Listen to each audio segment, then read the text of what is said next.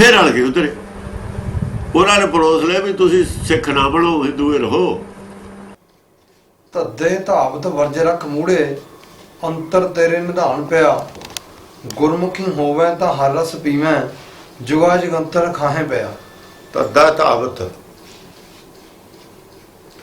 ਧਾਵਤ ਮਨ ਜਿਹੜਾ ਹੈਗਾ ਰੁਕਦਾ ਨਹੀਂ। ਇਹ ਸਾਰੇ ਬੰਦੇ ਨੇ ਮਨ ਨਹੀਂ ਰੁਕਦਾ, ਰੋਕਣਾ ਮਨ ਨੂੰ ਹੀ ਹੈ। ਪਾਠ ਪੜ੍ਹਦੇ ਹਾਂ ਮਨ ਨਹੀਂ ਰੁਕਦਾ, ਕੋਈ ਸਮਾਧੀ ਲਾਉਂਦਾ ਉਹਦਾ ਮਨ ਨਹੀਂ ਰੁਕਦਾ, ਕੋਈ ਭਗਤੀ ਕਰਨ ਬਹਿੰਦਾ ਬਾਲਾ ਫੇਰਨ ਬਹਿੰਦਾ ਮਨ ਨਹੀਂ ਰੁਕਦਾ। ਮਨ ਰੋਕਣ ਵਾਸਤੇ ਸਾਰਾ ਧਰਮ ਹੈ। ਮਨ ਰੁਕਦਾ ਨਹੀਂ, ਮਨ ਨਹੀਂ ਰੁਕਦਾ ਜਿੰਨਾ ਚਿਰ ਦਿਮਾਗ ਨਾਲ ਸਪਰਸ਼ ਕਰਦਾ ਹੈ। ਰੁਕੇ ਨਹੀਂ ਸਕਦਾ ਜੇ ਦਿਮਾਗ ਨਾਲ ਸਪਰਸ਼ ਕਰੂਗਾ। ਰੁਕਦਾ ਕਦ ਹੈ? ਜੇ ਮਨ ਕੰਠ ਤੋਂ ਉੱਪਰ ਆਵੇ ਹੀ ਨਾ ਸੁਰਤ, ਫਿਰ ਰੁਕਦੀ ਹੈ। ਜਿਹਨੇ ਰੋਕੀ ਹੈ ਉਹਨੇ ਦੱਸੀ ਹੈ। ਕੰਠ ਨੂੰ ਮੂਲ ਦੁਆਰਾ ਕਹਿੰਦੇ ਨੇ। ਕਬੀਰ ਨੇ ਕੰਠ ਨੂੰ ਮੂਲ ਦੁਆਰਾ ਕਿਹਾ। ਕੰਠ ਹੈ ਨਾ ਜਿਹੜਾ, ਆਹ ਇੱਥੇ ਇੱਕ ਚੱਕਰ ਜੋਗੀ ਵੀ ਬੰਦੇ ਨੇ, ਇਹਨੂੰ ਮੂਲ ਦੁਆਰਾ ਕਿਹਾ। ਇੱਥੋਂ ਸੁਰਤ ਥੱਲੇ ਚਲੀ ਗਈ, ਸੰਸਾਰ ਨੂੰ ਸਾਡਾ ਕਨੈਕਸ਼ਨ ਟੁੱਟ ਜਾਂਦਾ, ਸੌ ਜਾਂਦੇ ਆ। ਇੱਥੋਂ ਉੱਤੇ ਆ ਗਈ ਫਿਰ ਕਿਤੇ ਨਹੀਂ ਖੜਦੀ, ਦਿਮਾਗ ਜਾਂਦੀ ਹੈ ਸਿੱਧੀ। ਦਿਮਾਗ 'ਚ ਆ ਕੇ ਗਿਆਨ ਇੰਦਰਾਂ ਜਾਂਦੀ ਹੈ, ਸਾਰੇ ਸਰੀਰ 'ਚ ਫੈਲ ਜਾਂਦਾ। ਗਿਆਨ ਯਾਨੀ ਦਿਮਾਗ ਨਾਲ ਸੁਰਤ ਜੁੜ ਕੇ ਹੀ ਸਰੀਰ 'ਚ ਫੈਲਦੀ ਹੈ ਸਾਰੇ 'ਚ। ਜਿਵੇਂ ਪਾਣੀ 'ਚ ਬਿਜਲੀ ਫੈਲ ਜਾਂਦੀ ਹੈ ਨਾ ਸਾਰੇ 'ਚ। ਜੇ ਤਾਰ ਪਾਣੀ 'ਚ ਪਾ ਦਈਏ ਤਾਂ ਪਾਣੀ ਸਾਰੇ 'ਚ ਬਿਜਲੀ ਫੈਲ ਜਾਂਦੀ। ਇਹ ਜਿਹੜੀ ਜੋਤ ਹੈ ਇਹਦਾ ਦਿਮਾਗ ਦੇ ਰਸਤੇ ਹੀ ਸਾਰੇ ਪਾਣੀ ਨਾਲ ਸਰੀਰ ਨਾਲ ਜੁੜਦਾ ਹੈ। ਬਬੀਹਾ ਜਲ ਮਹਿ ਤੇਰਾ ਬਾਸ ਹੈ। ਇਹ ਮਨ ਬਬੀਹੇ ਦਾ ਜਲ ਦੇ ਵਿੱਚ ਵਾਸ ਹੈ। ਪਾਣੀ ਸਰੀਰ 'ਚ ਹੈਗਾ ਹੀ ਆ, ਇਹਦੇ ਕਰਕੇ ਸਾਰੇ ਸਰੀਰ ਦੇ ਵਿੱਚ ਇਹਦਾ ਨਿਵਾਸ ਹੈ। ਖੂਨ ਦਾ ਜਿੱਥੇ ਦੌਰਾ ਘਟ ਜਾਂਦਾ ਉੱਥੇ ਕੰਟਰੋਲ ਸ਼ਕਤੀ ਦਾ ਘਟ ਜਾਂਦਾ, ਉਹਨਾਂ ਅੰਗਾਂ ਤੇ ਇਹਦਾ ਕੰਟਰੋਲ ਹੀ ਘਟ ਜਾਂਦਾ।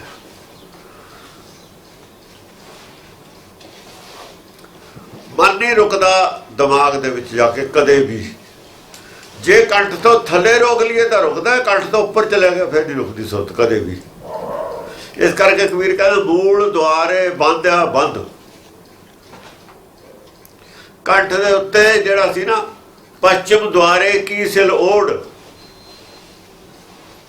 ਜਦ ਅੰਦਰ ਨੂੰ ਝਾਕਦੇ ਹਾਂ ਤਾਂ ਆਹ ਦੁਆਰਾ ਉਤਲਾ ਪੱਛਮ ਦਾ ਹੋ ਜਾਂਦਾ। ਜੇ ਕੋਈ ਅੰਦਰ ਨੂੰ ਵੜੂ, ਬਾਹਰੋਂ ਆਇਆ ਅੰਦਰ ਨੂੰ ਵੜਿਆ ਜਾਂ ਅੰਦਰ ਵੜ ਗਿਆ ਤਾਂ ਦਰਵਾਜ਼ੇ ਵੱਲ ਪਿਠਾਪੇ ਹੋ ਜਾਣੀ ਉਹਦੀ। ਜੇ ਬਾਹਰ ਖੜਾ ਦਰਵਾਜ਼ੇ ਤੋਂ ਦਰਵਾਜ਼ੇ ਵੱਲ ਮੂੰਹ ਆ, ਜੇ ਅੰਦਰ ਵੜ ਗਿਆ ਦਰਵਾਜ਼ੇ ਵੱਲ ਪਿੱਠ।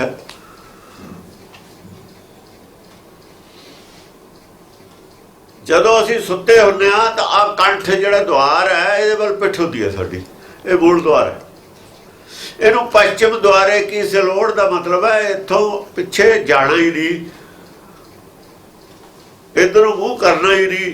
ਇੱਥੇ ਪੱਕਾ ਬੰਨ ਲਾ ਦੇ, ਸਿਲ ਪੱਥਰ ਦਾ ਬੰਨ, ਪੱਥਰ ਟੁੱਟੇ ਬੰਦ। ਜੇ ਇੱਥੋਂ ਸੁਰਤ ਉੱਤੇ ਚਲੀ ਗਈ, ਦਿਮਾਗ ਨਾਲ ਟੱਚ ਹੋ ਗਈ, ਫਿਰ ਨਹੀਂ ਰੁਕਣੀ, ਰੁਕੇ ਨਹੀਂ ਸਕਦੀ। ਇਸੇ ਕਰਕੇ ਜੋਗੀਆਂ ਨੇ ਮੰਨ ਲਿਆ ਵੀ ਮੁਕਤੀ ਮਰੇ ਤੋਂ ਬਾਅਦ ਮਿਲੂਗੀ। ਜਿਉਂਦੇ ਦਾ ਮਨ ਰੁਕ ਨਹੀਂ ਸਕਦਾ, ਫੁਰਨੇ ਬੰਦ ਨਹੀਂ ਹੋ ਸਕਦੇ। ਵਿਦਵਾਨ ਸਾਰੇ ਇਹੀ ਕਹਿੰਦੇ ਨੇ। ਉਹਨਾਂ ਵਿਦਵਾਨਾਂ ਨੂੰ ਮੂਰਖ ਕਿਹਾ ਹੋਇਆ। ਇੱਕ ਪਹਿਲੀ ਪੰਕਤੀ ਤੋਂ ਛੱਡ ਕੇ ਰਹਾਉ ਦੀ ਪੰਕਤੀ ਛੱਡ ਕੇ ਸਾਰੀਆਂ ਪੰਕਤੀਆਂ 'ਚ ਬੂੜੇ ਬੂੜੇ ਬੂੜੇ ਬੂੜੇ ਲਫ਼ਜ਼ ਆਇਆ ਹੈ। ਮੂਰਖ ਮੂਰਖ ਮੂਰਖ ਮੂਰਖ ਮੂਰਖ ਮੂਰਖ ਆਇਆ ਹੈ। ਕਿਉਂ? ਪੜ ਅਬ ਗੁਣ ਗੁਣ ਵਿਸਰਿਆ। ਜੋ ਪੜ੍ਹਾਈ ਕਾਲਜਾਂ ਸਕੂਲਾਂ 'ਚ ਪੜ੍ਹੀ ਹੈ ਆ ਜੋ ਸ਼ਾਸਤਰਾਂ ਨਾਲ ਪੜ੍ਹਾਈ ਕਾਸ਼ੀ ਪੜ੍ਹਾਈ ਸੀ, ਉਹ ਸਾਰੀ ਮੂਰਖ ਬਣਾਉਣ ਵਾਲੀ ਪੜ੍ਹਾਈ ਸੀ। ਉਹਨੇ ਮੂਰਖ ਬਣਾਏ ਨੇ। ਪੰਡਤ ਨੇ ਬਾਟ ਪਾੜੀ ਸੀ, ਸੱਚ ਦਾ ਮਾਰਗ ਛੱਡ ਕੇ ਝੂਠ ਦਾ ਮਾਰਗ ਦੱਸਦਾ ਸੀ। ਜੋਤ ਨੂੰ ਛੱਡ ਕੇ ਜਾਤ ਨਾਲ ਜੋੜਦੇ ਤੇ, ਆਤਮਾ ਨੂੰ ਛੱਡ ਕੇ ਸਰੀਰ ਨਾਲ ਜੋੜਦੇ ਸੀ, ਤੇ ਉਸੇ ਕਰਕੇ ਸਰੀਰ ਦੀਆਂ ਮੂਰਤੀਆਂ ਬਣਾ ਲਈਆਂ ਸੀ। ਦੁਨੀਆ ਦੀ ਸਾਰੀ ਪੜ੍ਹਾਈ ਮਾਇਆ ਨਾਲ ਜੁੜੀ ਹੋਈ ਹੈ। ਮਾਇਆ ਦੀ ਖੋਜ, ਪਦਾਰਥਾਂ ਦੀ ਖੋਜ ਔਰ ਪਦਾਰਥਾਂ ਦੀ ਪ੍ਰਾਪਤੀ, ਪਦਾਰਥਾਂ ਦੀ ਪ੍ਰਾਪਤੀ ਦੀ ਦੌੜ, ਇਹ ਦੁਨੀਆ ਦਾ ਸਾਰਾ ਇਹ ਕਾਰੋਬਾਰ ਇਹਦੇ ਵਿੱਚ ਚੱਲਦਾ। ਇਸੇ ਕਰਕੇ ਜਿਹੜੇ ਪ੍ਰਾਪਤੀ ਜਦੋਂ ਪਦਾਰਥਾਂ ਦੀ ਹੈ, ਮਾਇਆ ਦੀ ਹੈ, ਉਹ ਸਾਰੇ ਹੀ ਮਾਇਆਧਾਰੀ ਨੇ। ਮਾਇਆਧਾਰੀ ਦਾ ਮਤਲਬ ਬਹੁਤੇ ਪੈਸੇ ਵਾਲਾ ਨਹੀਂ ਹੁੰਦਾ। ਮਾਇਆਧਾਰੀ ਉਹ ਸਾਧ ਵੀ ਹੈ ਜਿਹੜਾ ਲਗੋਟੀ ਵੀ ਨਹੀਂ ਪਾਈ ਹੋਈ ਪਰ ਮੂਰਤੀ ਚੋਂ ਪਰਮੇਸ਼ਰ ਨੂੰ ਭਾਲਦਾ, ਉਹ ਵੀ ਮਾਇਆਧਾਰੀ ਹੈ, ਉਹ ਵੀ ਅਤਨਾ ਬੋਲਾ। ਮਾਇਆ ਦੀ ਤਾਂ ਡੈਫੀਨੇਸ਼ਨ ਜੋ ਦਿਸੇ ਸੋ ਮਾਇਆ, ਜੋ ਅੱਖਾਂ ਨਾਲ ਨਾ ਸੋ ਮਾਇਆ, ਜੋ ਨਹੀਂ ਦੀਦਾ ਉਹ ਆਪ ਹੈ। ਜਿਹੜਾ ਦੇਖਦਾ ਹੈ ਉਹ ਹੋਰ ਕੁਝ ਦੇਖਦਾ ਹੈ, ਉਹ ਆਪਣੇ ਆਪ ਨੂੰ ਨਹੀਂ ਦੇਖਦਾ। ਗੁਰਬਾਣੀ ਕਹਿੰਦੀ ਹੈ ਤੂੰ ਹੋਰ ਕੁਝ ਨਾ ਦੇਖ, ਤੂੰ ਆਪਣੇ ਆਪ ਨੂੰ ਦੇਖ, ਆਤਮ ਦਰਸ਼ਨ ਕਰ, ਤੂੰ ਨਿਰਾਕਾਰ ਹੈ। ਤੈਂ ਮਾਇਆ ਤੋਂ ਕੀ ਲੈਣਾ? ਜੇ ਮਾਇਆ ਦੀ ਜ਼ਰੂਰਤ ਵੀ ਹੈ ਤੈਨੂੰ, ਸਿਰਫ ਤੇਰੇ ਸਰੀਰ ਨੂੰ ਜ਼ਰੂਰਤ ਹੈ, ਤੈਨੂੰ ਨਹੀਂ ਜ਼ਰੂਰਤ। ਅਸੀਂ ਜੇ ਕੱਚੇ ਘਰ 'ਚ ਰਹਿੰਦੇ ਹਾਂ ਤਾਂ ਉਹਨੂੰ ਗਾਰੇ ਦੀ ਲੋੜ ਪੈਂਦੀ ਹੈ, ਲਿਪਣ ਨੂੰ ਪੈਂਦੀ ਹੁੰਦੀ ਸੀ ਜਦੋਂ ਕੱਚੇ ਘਰ ਸੀ। ਗਾਰੇ ਦਾ ਜੋ ਬਣਿਆ ਹੋਇਆ ਸੀ, ਇਹ ਵੀ ਰਕਤ ਭੂਮਿਕਾ ਗਾਰਾ ਹੈ। ਜਿੱਥੋਂ ਰਕਤ ਭੂਮਿਕਾ ਗਾਰਾ ਬਣਿਆ ਸਰੀਰ, ਉਹਦੀ ਉਹ ਲੋੜ ਹੈ ਇਹਨੂੰ ਬਚਾਉਣ ਵਾਸਤੇ। ਮਾਇਆ ਦੇ ਸਰੀਰ ਨੂੰ ਮਾਇਆ ਦੀ ਲੋੜ ਹੋਣੀ ਹੈ। ਤੇ ਜਿਹੜਾ ਤੇਰਾ ਅਸਲੀ ਸਰੀਰ ਹੈ, ਤੂੰ ਹੈ, ਜਿਹੜਾ ਤੇਰਾ ਘਰ ਹੈ, ਰਕਤ ਭੂਮਿਕਾ ਗਾਰਾ, ਤੂੰ ਕੀ ਹੈ? ਇਹ ਪੜ੍ਹਾਈ ਹੈ ਗੁਰਮਤਿ ਦੀ। ਤੇ ਤੋਂ ਬਿਨਾਂ ਹੋਰ ਸਭ ਕੁਝ ਕੀ ਹੈ? ਇਹ ਪੜ੍ਹਾਈ ਹੈ ਸੰਸਾਰ ਦੀ। ਇਹਨੂੰ ਕਹੇ ਅਵਿਦਿਆ। ਇਹ ਅਵਿਦਿਆ। ਅਵਿਦਿਆ ਪੜ੍ਹਿਆ ਹੋਇਆ ਮੂਰਖ ਬਣ ਜਾਂਦਾ, ਆਉਂਦਾ ਹੈ ਸਿਆਣਾ ਬਣ ਜਾਂਦਾ ਮੂਰਖ। ਗਿਆਨ ਲੈ ਕੇ ਆਇਆ ਸੀ, ਗਿਆਨ ਗਵਾ ਲਿਆ ਇੱਥੇ ਆ ਕੇ। ਕਿਵੇਂ ਗਵਾ ਲਿਆ? ਸਰੀਰ ਜਿਹੜਾ ਲੈ ਕੇ ਆਇਆ ਸੀ ਉਹਦੀ ਚਿੰਤਾ ਵਾਸਤੇ ਆਇਆ ਸੀ, ਨਿਰਾਕਾਰੀ ਸਰੀਰ। ਪਰ ਇੱਥੇ ਆ ਕੇ ਦੂਏ ਸਰੀਰ ਨਾਲ ਜਾ ਜੁੜ ਕੇ ਬਾਹਰ ਆਇਆ, ਜੋ ਸੰਸਾਰ ਤੇ ਸੁਣਿਆ, ਜੋ ਸੰਸਾਰ ਤੇ ਪੜ੍ਹਿਆ, ਅਵਿਦਿਆ। ਗਿਆਨ ਗਵਾਇਆ, ਦੂਜੇ ਪਾਇਆ। ਦੂਜੇ ਸਰੀਰ ਦੀ ਇੱਛਾ ਪੈਦਾ ਹੋ ਗਈ, ਦੂਜਾ ਪਾਇਆ। ਗਰਭ ਗਲੇ ਵਿਖ ਖਾਇਆ, ਗਰਭ ਚ ਗਲ ਗਿਆ, ਖਾਧੀ ਕਿ ਵਿਖ ਵਿਖਿਆ। ਇਹ ਪੜ੍ਹਾਈ ਵੀ ਵਿਖਿਆ, ਮਾਇਆ ਦੀ ਪੜ੍ਹਾਈ ਵੀ ਵਿਖਿਆ। ਇਹ ਸਾਰੇ ਮੂੜੇ ਨੇ, ਮੂਰਖ ਨੇ, ਜਿਹੜੇ ਇਹ ਪੜ੍ਹਾਈ ਪੜ੍ਹਦੇ ਨੇ। ਇਸ ਕਰਕੇ ਵਿਦਵਾਨਾਂ ਨੂੰ ਮੂਰਖ ਮੰਨਦੀ ਹੈ ਗੁਰਬਾਣੀ। ਜਿਹੜੇ ਆਤਮ ਗਿਆਨੀ ਨਹੀਂ, ਸਾਰੇ ਮੂਰਖ ਨੇ। ਜਿਹੜੇ ਆਤਮ ਦੀ ਖੋਜ ਦੇ ਵਿੱਚ ਨਹੀਂ ਲੱਗੇ ਹੋਏ, ਉਹ ਸਾਰੇ ਮੂਰਖ ਨੇ। ਪੰਡਤ ਸਾਰੇ ਹੀ ਮੂਰਖ ਨੇ, ਵਿਦਵਾਨ ਸਾਰੇ ਹੀ ਮੂਰਖ ਨੇ। ਗੁਰਮੁਖ ਨੂੰ ਛੱਡ ਕੇ ਸਾਰੇ ਹੀ ਮੂਰਖ ਨੇ। ਸਿੱਖੀ ਨੂੰ ਤਿਆਗ ਕੇ ਸਾਰੇ ਹੀ ਮੂਰਖ ਨੇ, ਭਾਵੇਂ ਉਹ ਸਿੱਖ ਵੀ ਨੇ। ਜੇ ਸਿੱਖੀ ਤਿਆਗਤੀ, ਜਿਹਨੇ ਸਦਾ ਸੁਖ ਦੇਣਾ ਸੀ, ਸਿੱਖੀ ਨੇ ਸਦਾ ਸੁਖ ਦੇਣਾ ਸੀ, ਸਦ ਜੀਵਨ ਦੇਣਾ ਸੀ, ਸਦਾ ਸੁਖ ਦੇਣਾ ਸੀ, ਉਹ ਤਾਂ ਛੱਡਤੀ। ਹੁਣ ਸੁਖ ਨੂੰ ਦੇ ਯਤਨ ਕਰਦਾ ਫਿਰਦਾ। ਜਿੱਥੋਂ ਸੁਖ ਮਿਲਣਾ ਸੀ, ਜਿਨ੍ਹਾਂ ਨੂੰ ਮਿਲਿਆ ਉਹਨਾਂ ਨੇ ਦੱਸਿਆ ਵੀ ਐ ਮਿਲੂ ਐ ਨਹੀਂ ਮਿਲੂ, ਉਹਨਾਂ ਦੀ ਗੱਲ ਮੰਨੀ ਨਹੀਂ। ਜਿਨ੍ਹਾਂ ਨੂੰ ਮਿਲਿਆ ਕੱਖ ਨਹੀਂ, ਅੱਗ ਵਿੱਚ ਜਲਦੇ ਨੇ, ਉਹਨਾਂ ਦੀ ਗੱਲ ਮੰਨ ਲਈ ਤੇ ਫਿਰ ਮੂਰਖ ਨਾ ਹੋਇਆ ਤਾਂ ਕੀ ਹੋਇਆ? ਇਸ ਕਰਕੇ ਸਾਰੀਆਂ ਪੰਕਤੀਆਂ 'ਚ ਪੰਡਤ ਨੂੰ ਮੂਰਖ ਕਿਹਾ ਹੋਇਆ, ਪੰਥ ਨੂੰ ਮੂਰਖ ਕਿਹਾ ਹੈ। ਖੁਦ ਮੂਰਖ ਹੈ ਔਰ ਦੁਨੀਆ ਨੂੰ ਮੂਰਖ ਬਣਾ ਰਿਹਾ। ਵਿਦਵਾਨ ਮੂਰਖ ਨੇ ਔਰ ਮੂਰਖ ਬਣਾ ਰਹੇ ਨੇ। ਇਸੇ ਕਰਕੇ ਤਾਂ ਅੱਜ ਨਾਨਕ ਦੇ ਸਾਹਮਣੇ ਸਾਰੇ ਝੁਕਦੇ ਨੇ ਆ ਕੇ, ਭਗਤਾਂ ਨੂੰ ਸਾਰੇ ਮੰਨਦੇ ਨੇ। ਭਗਤਾਂ ਕੋ ਕੀ ਰੱਖਿਆ ਸੀ? ਕਿਉਂ ਮੰਨਦੇ ਹੋ ਭਗਤਾਂ ਨੂੰ ਤੁਸੀਂ? ਕੋਈ ਕਿੱਡਾ ਹੀ ਵੱਡਾ ਮਿਨਿਸਟਰ ਹੋਵੇ, ਕਿੱਡਾ ਹੀ ਵੱਡਾ ਰਾਸ਼ਟਰਪਤੀ ਹੋਵੇ, ਕਿੱਡਾ ਹੀ ਵੱਡਾ ਧਨਵਾਨ ਹੋਵੇ, ਕਿੱਡਾ ਹੀ ਵੱਡਾ ਸਾਇੰਸਦਾਨ ਹੋਵੇ, ਕਿੱਡਾ ਹੀ ਵੱਡਾ ਕੋਈ ਅਫਸਰ ਹੋਵੇ, ਕਿੱਡਾ ਹੀ ਵੱਡਾ ਕੋਈ ਜੱਜ ਹੋਵੇ, ਸਾਰੇ ਧਰਮ ਤੇ ਆ ਕੇ ਗੋਡੇ ਟੇਕ ਦਿੰਦੇ ਨੇ। ਕਿਉਂ? ਆਪ ਮੂਰਖ ਨੇ। ਮੂਰਖ ਨੇ ਆਪ ਆਪਣੇ ਆਪ ਨੂੰ ਘਟੀਆ ਸਮਝਦੇ ਨੇ। ਉਹਨਾਂ ਨੂੰ ਘਟੀਆ ਕਿਉਂ ਹੋ ਭਾਈ? ਤੁਸੀਂ ਵਧੀਆ ਕਿਉਂ ਨਹੀਂ ਹੁੰਦੇ? ਕਿਉਂ ਨਹੀਂ ਵਧੀਆ ਹੋ ਰਹੇ? ਵਧੀਆ ਬਣਨ ਦੀ ਕੋਸ਼ਿਸ਼ ਨਹੀਂ ਕਰ ਰਹੇ। ਉਹਨਾਂ ਨੂੰ ਵਧੀਆ ਬਣਦੇ ਨੇ, ਆਪ ਘਟੀਆ ਨੇ। ਵਧੀਆ ਬਣ ਸਕਦੇ ਨੇ ਪਰ ਬਣਨਾ ਕਿਉਂ ਨਹੀਂ ਬਣਦੇ? ਮਜਬੂਰੀਆਂ ਨੇ, ਤਾਂ ਕਰਕੇ ਮੂਰਖ ਨੇ। ਜਿਹੜਾ ਬਣ ਸਕਦਾ ਨਹੀਂ ਬਣਦਾ ਉਹ ਮੂਰਖ ਹੈ। ਜਿਹੜਾ ਪੜ੍ਹ ਸਕਦਾ ਸੀ ਨਹੀਂ ਪੜ੍ਹਿਆ ਉਹ ਮੂਰਖ ਹੈ। ਇਹ ਵੀ ਪੜ੍ਹਾਈ ਹੈ। ਆਤਮ ਗਿਆਨ ਦੀ ਅਲੱਗ ਪੜ੍ਹਾਈ ਹੈ। ਪੜ੍ਹਾਈ ਤਾਂ ਇਹੀ ਪੜ੍ਹਨ ਆਇਆ ਸੀ, ਆਇਆ ਸੁਣ ਪੜ੍ਹਨ ਕੋ ਬਾਣੀ, ਇਹ ਪੜ੍ਹਨ ਆਇਆ ਸੀ। ਪੜ੍ਹ ਲਿਆ ਕੁਝ ਹੋਰ। ਕੀ ਪੜ੍ਹ ਲਿਆ? ਪੜ੍ਹ ਅਵਗੁਣ ਗੁਣ ਵਿਸਰਿਆ। ਇਹ ਪੜ੍ਹ ਲਿਆ ਕਿ ਅਵਗੁਣ ਪੜ੍ਹ ਲਿਆ। ਅਵਗੁਣ ਕੀ ਹੁੰਦਾ? ਮੈਂ ਕੁਝ ਕਰ ਸਕਦਾ, ਮੈਂ ਪਾਪ ਕਰ ਸਕਦਾ, ਪੁੰਨ ਕਰ ਸਕਦਾ।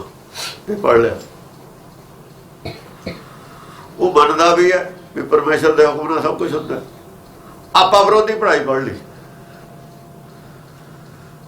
ਆਪਾ ਵਿਰੋਧੀ ਪੜ੍ਹਾਈ ਪੜ੍ਹ ਲਈ। ਉਹ ਕਹਿੰਦਾ ਉਹਦੇ ਹੁਕਮ ਨਾਲ ਇਹ ਵੀ ਮੰਨਦਾ ਕੁਛ, ਇਹ ਵੀ ਮੰਨਦਾ ਸਭ ਦੇ ਅੰਦਰ ਹੈ ਉਹ ਪਰਮਾਤਮਾ, ਇਹ ਵੀ ਮੰਨਦਾ ਬਾਹਰ ਹੈ, ਟੋਲਦਾ ਬਾਹਰੋਂ। ਤੇ ਮੂਰਖ ਨਹੀਂ ਫਿਰ ਹੋਰ ਕੀ ਹੈ? ਇਹਦਾ ਸਟੈਂਡ ਇਹ ਨਹੀਂ। ਮੂਰਖਾਂ ਦਾ ਸਟੈਂਡ ਨਹੀਂ ਹੁੰਦਾ। ਜਿਹਦਾ ਇੱਕ ਸਟੈਂਡ ਹੋਵੇ ਉਹ ਜਾਂ ਤਾਂ ਗੁਰਮੁਖ ਹੁੰਦਾ ਜਾਂ ਫਿਰ ਰਾਖਸ਼ ਹੁੰਦਾ। ਜਿਹੜੇ ਰੱਬ ਨੂੰ ਨਹੀਂ ਮੰਨਦੇ, ਬਿਲਕੁਲ ਨਹੀਂ ਮੰਨਦੇ, ਇਹ ਦੋ ਗਲਿਆਂ ਨਾਲ ਉਹ ਚੰਗੇ।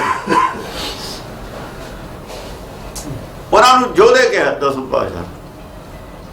ਜੋਧੇ ਜੱਡੇ ਬੁਨਾਰੇ ਦਸਮ ਖੇਤ ਵਿੱਚ। ਕਿਉਂ ਨੇ? ਉਹ ਕਿੱਥੋਂ ਪੈਦਾ ਹੁੰਦੇ ਨੇ?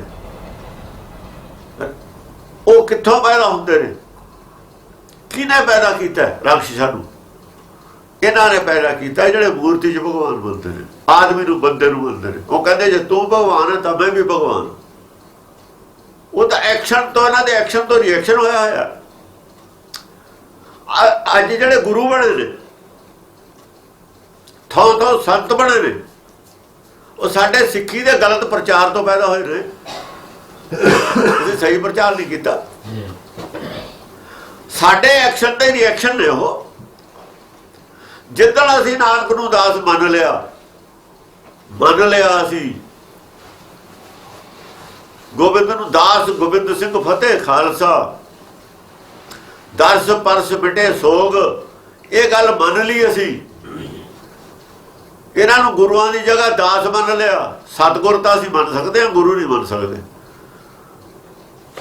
ਸਤਿਗੁਰ ਹਮੇਸ਼ਾ ਦਾਸ ਹੁੰਦਾ ਗੁਰੂ ਦਾ। ਸਤਿਗੁਰ ਬੋਲਦਾ, ਗੁਰੂ ਬੁਲਾਉਂਦਾ। ਸਤਿਗੁਰ ਬੋਲਦਾ, ਬਾਣੀ ਸਤਿਗੁਰ ਦੀ ਹੈ, ਗੁਰੂ ਬੁਲਾਉਂਦਾ, ਬੁਲਾਉਣ ਵਾਲਾ ਗੁਰੂ ਹੈ। ਉਹ ਬਾਣੀ ਜਿਹੜੀ ਤੁਰਕੀ ਆਈ ਹੈ ਉਹ ਗੁਰੂ ਹੈ, ਉਹਦੀ ਹੈ, ਬੁਲਾਉਣ ਵਾਲੇ ਦੀ। ਇਹ ਬੋਲਣ ਵਾਲੇ ਦੀ ਹੈ। ਇਹ ਗੁਰਬਾਣੀ ਹੈ। ਜਿੰਨਾ ਚਿਰ ਸਾਨੂੰ ਇਹਦਾ ਪਤਾ ਸਮਝ ਨਹੀਂ ਨਾ ਆਉਂਦੀ, ਔਰ ਜਿਹੜਾ ਸਾਡੇ ਕੋਲ ਹੁਣ ਰੂਪ ਹੈ ਅੱਖਾਂ ਨੂੰ ਦੇਖਣ ਵਾਲਾ, ਇਹ ਉਸ ਗੁਰਬਾਣੀ ਦਾ ਆਖਰੀ ਰੂਪ ਹੈ। ਜੋ ਉਹਨਾਂ ਨੇ ਬੋਲਿਆ ਉਹ ਅੱਖਰਾਂ 'ਚ ਲਿਖਿਆ, ਇਹ ਆਖਰੀ ਰੂਪ ਹੈ। ਇਹ ਗੁਰਬਾਣੀ ਦਾ ਆਖਰੀ ਰੂਪ ਹੈ। ਬਾਣੀ ਤਾਂ ਬੋਲੇ ਤੇ ਬਣਨਾ ਨੇ, ਹੁਣ ਅੱਖਰੇ ਨੇ ਇਹ ਗੁਰਬਾਣੀ ਦਾ ਆਖਰੀ ਰੂਪ, ਕਿਉਂਕਿ ਰੂਪ ਅੱਖ ਦਾ ਵਿਸ਼ਾ, ਰੂਪ ਅੱਖਰਾਂ ਦੀ ਦਾ। ਬਾਣੀ ਕੰਨਾਂ ਨਾਲ ਸੁਣਦੀ ਹੈ, ਗੁਰਬਾਣੀ ਜਾਂ ਬਾਣੀ ਕੰਨਾਂ, ਬੋਲ ਆਵਾਜ਼ ਸ਼ਬਦ ਕੰਨਾਂ ਨਾਲ ਸੁਣਦਾ। ਕੰਨਾਂ ਨਾਲ ਸੁਣਨ ਵਾਲੀ ਚੀਜ਼ ਬਾਣੀ ਹੈ, ਅੱਖਾਂ ਨਾਲ ਦੇਖਣ ਵਾਲੀ ਚੀਜ਼ ਰੂਪ ਹੈ। ਇਹ ਬਾਣੀ ਦਾ ਆਖਰੀ ਰੂਪ ਹੈ, ਗੁਰਬਾਣੀ ਦਾ ਆਖਰੀ ਰੂਪ ਹੈ। ਇਹਦੇ ਫਰਕ ਦਾ ਵੀ ਸਾਨੂੰ ਤਾਂ ਪਤਾ ਨਹੀਂ। ਇਹ ਤਾਂ ਪਹਿਲਾਂ ਇਹੀ ਕਿਹਾ ਸੀ ਨਾ, ਇਹਨਾਂ ਅੱਖਰਾਂ ਮੈਂ ਕੋਈ ਗੁਰਮੁਖ ਖੋਜਿਆ।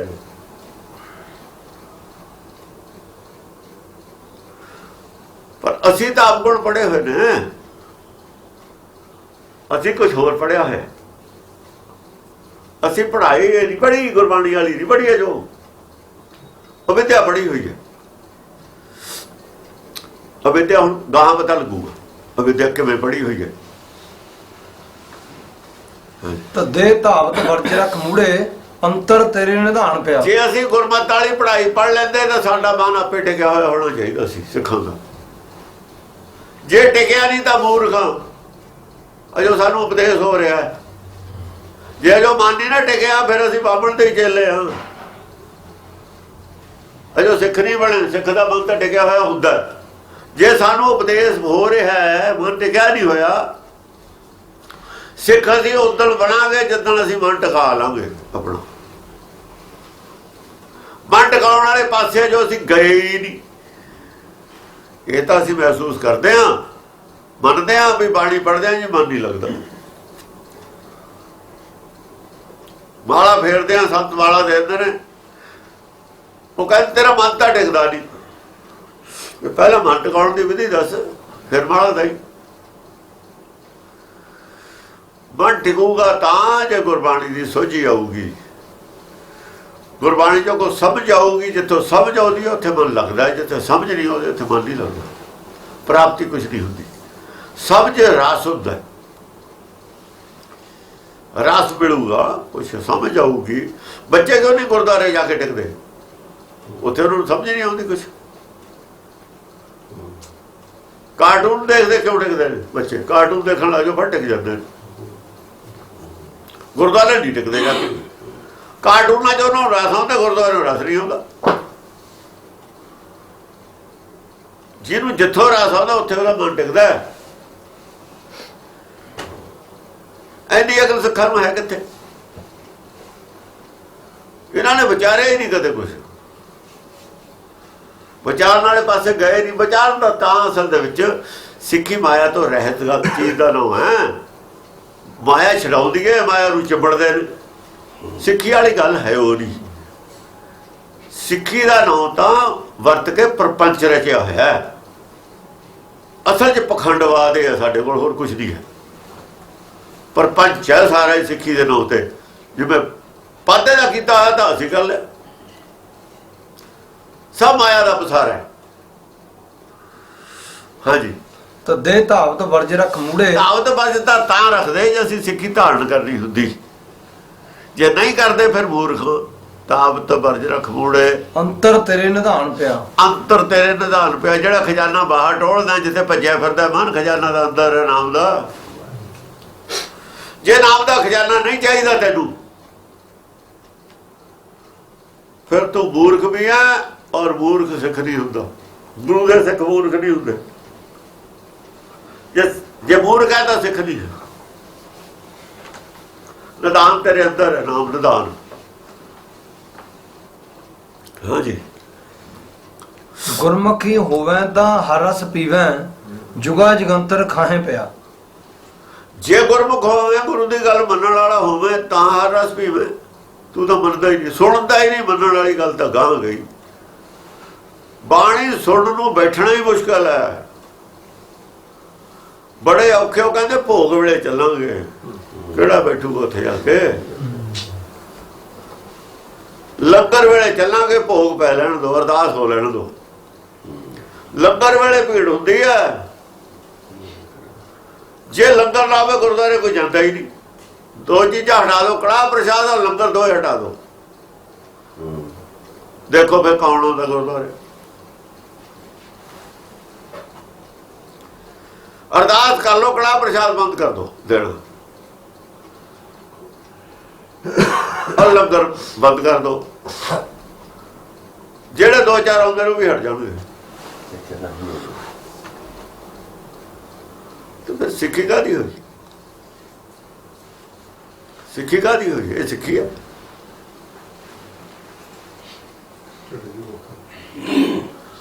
ਇਹ ਤਾਂ ਢਿੱਡ ਦੀ ਭੁੱਖ ਹੈ।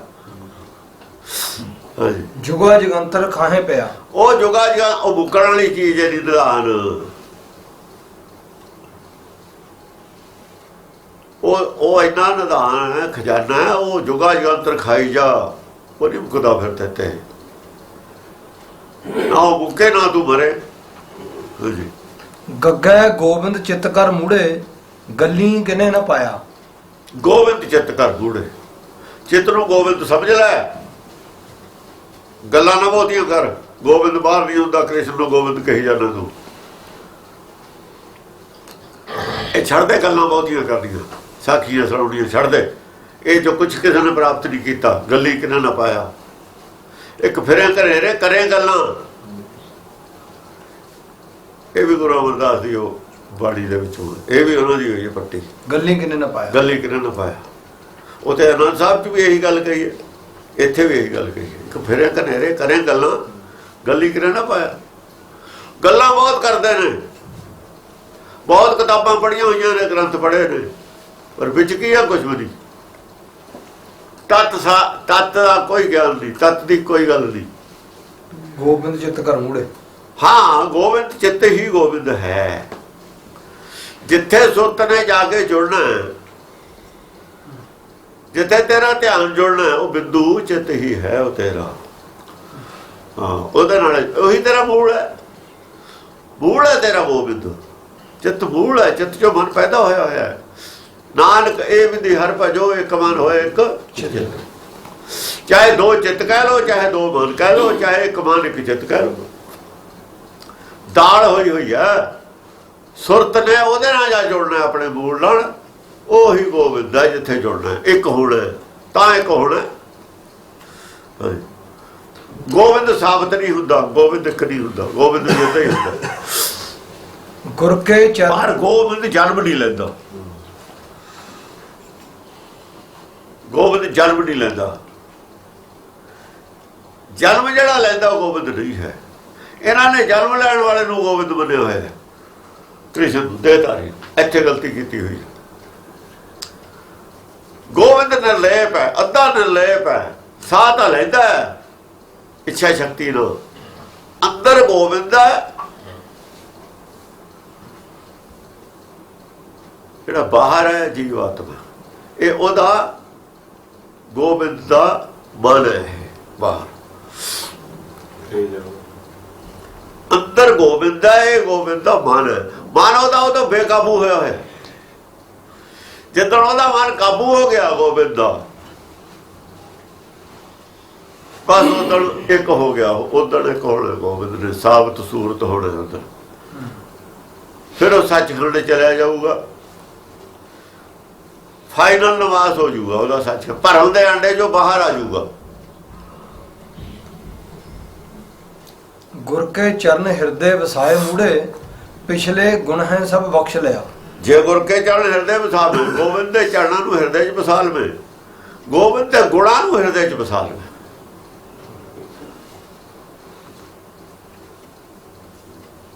ਜੇ ਬੁਰੇ ਦਾ ਭਲਾ ਕਰਨ ਲੱਗ ਜਾਵੇ, ਸੋਚਣ ਲੱਗ ਜਾਵੇ, ਕਰਨ ਲੱਗ ਜਾਵੇ, ਸੋਚਣ ਲੱਗ ਜਾਵੇ, ਜੇ ਬੈਰੀ ਬਗਾਨਾ ਤੇਰੇ ਅੰਦਰੋਂ ਸਮਾਪਤ ਹੋ ਜਾਵੇ,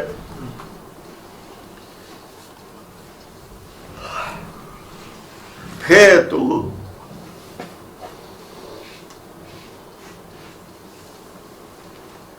ਇਹ ਜੇ ਗੋਬਿੰਦ ਵਾਲੇ ਗੁਣ ਤੇਰੇ ਛੋੜਨ, ਮਨ ਵਿੱਚ ਗੋਬਿੰਦ ਵਾਲੇ ਗੁਣ ਨਹੀਂ ਹੈ। ਤੇਰ ਮੇਰ ਛੱਡ ਦੇਵੇਂ, ਮੇਰੀ ਮੇਰੀ ਕਰਨੀ ਛੱਡ ਦੇਵੇਂ, ਮੈਂ ਕਰਨਾ ਛੱਡ ਮੈਂ ਤੂੰ ਹੀ ਕਰੇ। ਜੇ ਤੂੰ ਕਰਿਆ ਤਾਂ ਤੂੰ ਵੀ ਗੋਬਿੰਦ ਦੇ ਹੋ ਜਾਵੇਂ, ਗੋਬਿੰਦ ਦੇ ਵਿੱਚ ਹੀ ਰਲ ਜਾ। ਤੂੰ ਗੋਬਿੰਦ ਤੋਂ ਵੱਖਰਾ, ਗੋਬਿੰਦ ਕਿਸੇ ਹੋਰ ਨੂੰ ਮੰਨਦਾ, ਆਪ ਕੁਛ ਹੋਰ ਬਣਿਆ ਫਿਰਦਾ। ਤੂੰ ਮੈਂ ਛੱਡ ਦਵੇਂ, ਤੂੰ ਗੋਬਿੰਦ ਹੀ ਵਿੱਚੇ ਸਮਾ ਜਾਏਗਾ ਉਹਦੇ ਜਾ। ਗੋਬਿੰਦ ਰਹਿ ਜੂ, ਤੂੰ ਖਤਮ ਹੋ ਜਾਏਗਾ।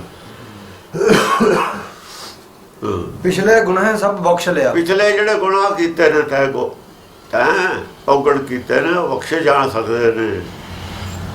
ਪਾਦੇ ਨੂੰ ਕਹਿ ਰਹੇ ਨੇ ਪਿਛਲੇ ਗੁਨਾਹ ਬਖਸ਼ੇ ਜਾ ਸਕਦੇ ਨੇ ਜੇ ਤੇ ਤੋਂ ਭੁੱਲ ਚ ਹੋ ਗਏ, ਚਾਹੇ ਜਾਣ ਕੇ ਕੀਤੇ। ਜਾਣ ਕੇ ਕੀਤੇ ਚਾਹੇ ਵੈਸੇ ਹੋ ਗਏ, ਬਖਸ਼ੇ ਜਾ ਸਕਦੇ ਨੇ ਜੇ ਗਾਂ ਨੂੰ ਕਰਨ ਦੀ ਤੋਬਾ ਕਰ ਲਵੇ, ਗਾਂ ਨੂੰ ਨਾ ਕਰੇ, ਪਿਛਲੇ ਬਖਸ਼ੇ ਜਾ ਸਕਦੇ। ਇਲਾਜ ਹੈ, ਇਹ ਨਾ ਕਹੋ ਵੀ ਇਲਾਜ ਨਹੀਂ ਹੈ, ਸਜ਼ਾ ਮਿਲੂਗੀ।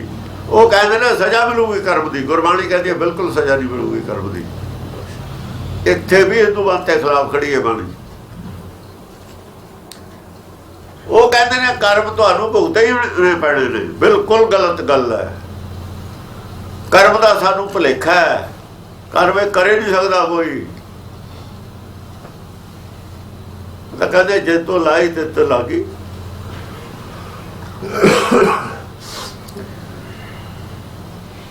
ਪਿਛਲੇ ਗੁਨਾਹ ਬਖਸ਼ੇ ਜਾ ਸਕਦੇ ਨੇ ਜੇ ਅੱਗੇ ਨੂੰ ਗੁਨਾਹ ਕਰਨੇ ਛੱਡ ਦੇਵੇ, ਗੁਣਵੰਤਾ ਹੋ ਜਾਵੇ, ਮੇਰ ਤੇ ਛੱਡ ਦੇਵੇ, ਨਿਰਵੈਰ ਹੋ ਜਾਵੇ, ਵੈਰ ਵਿਰੋਧ ਤਿਆਗ ਦੇਵੇ, ਕਾਮ ਕ੍ਰੋਧ ਤਿਆਗ ਦੇਵੇ, ਵੈਰ ਵਿਰੋਧ ਕਾਮ ਕ੍ਰੋਧ ਲੋਭ ਮੋਹ ਝੂਠ ਵਿਕਾਰ ਮਾਂ ਲੋਭ ਤਰੋ, ਇਹ ਛੱਡ ਦੇਵੇ।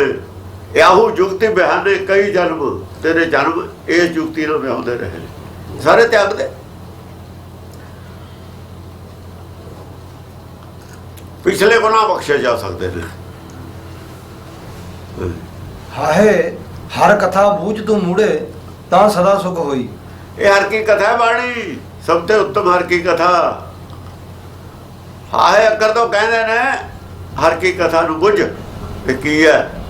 ਹਰ ਕੀ ਹੈ? ਉਹ ਕ੍ਰਿਸ਼ਨ ਨਹੀਂ ਹੈਗਾ, ਹਰੇ ਕ੍ਰਿਸ਼ਨ ਕਹੀ ਜਾਂਦੇ ਨੇ। ਉਹਦਾ ਸੁੱਕਾ ਹੈ, ਸਰੀਰ ਸੁੱਕ ਜਾਂਦਾ ਉਹਨਾਂ ਚਿਰ ਹਰਾ ਜਿੰਨਾ ਚਿਰ ਜੋਤ ਵਿੱਚ ਹੈ। ਜੋਤ ਨਿਕਲ ਜਾਂਦੀ ਹੈ, ਜੋ ਮਰਜ਼ੀ ਚਾਹੇ ਪਾਣੀ 'ਚ ਰੱਖ ਲਓ ਸੁੱਕ ਜਾਂਦਾ। ਉਹ ਪਾਣੀ 'ਚ ਰੱਖੋਗੇ ਗਲ ਜੂਗਾ, ਬਾਹਰ ਰੱਖੋਗੇ ਸੁੱਕ ਜੂਗਾ।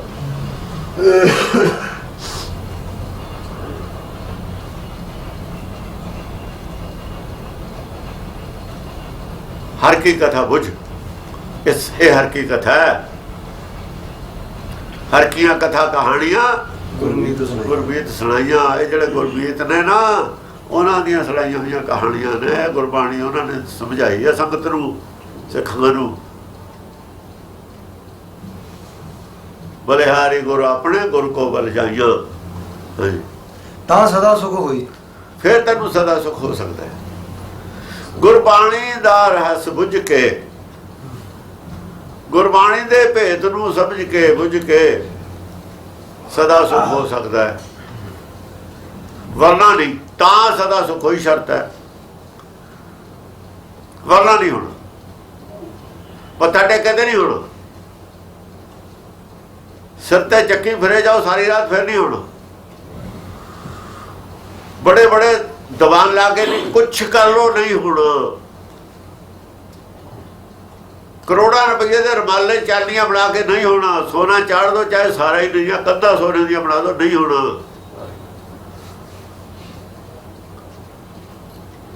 बजरी दे थों हीरे लाल जड़ दो, नहीं होना।